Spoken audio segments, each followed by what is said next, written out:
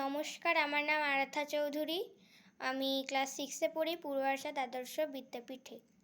আমি গীতার 2য় অধ্যায়ের 5টি শ্লোক পাঠ করছি। ওম শ্রী পরমাত্মনে নমঃ।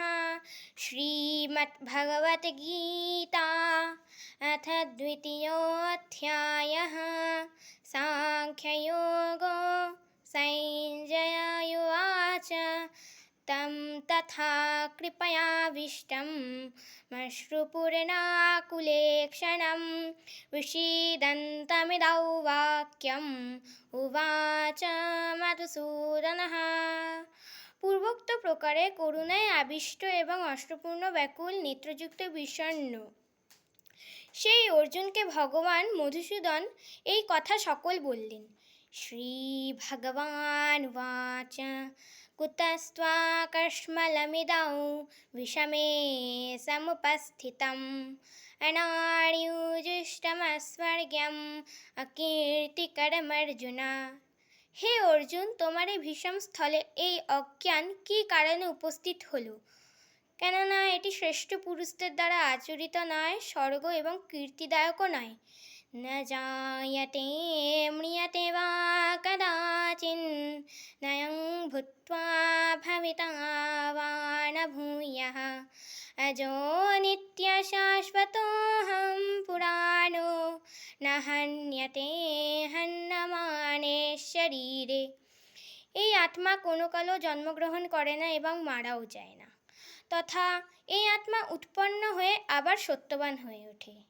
এরূপ নয়, কেননা এই আত্মা জন্মরহিত নিত্য শাশ্বত ও পুরাতন শরীর নষ্ট হলেও এটি নষ্ট হয় না।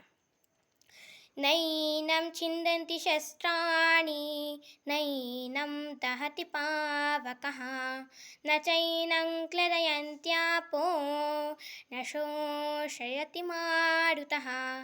এই আত্মাকে শস্ত্রাদি কাটতে পারে না, অগ্নি একে দগ্ধ করতে পারে না, জল একে আর্দ্র করতে পারে না এবং বায়ু একে শুষ্ক করতে পারে না।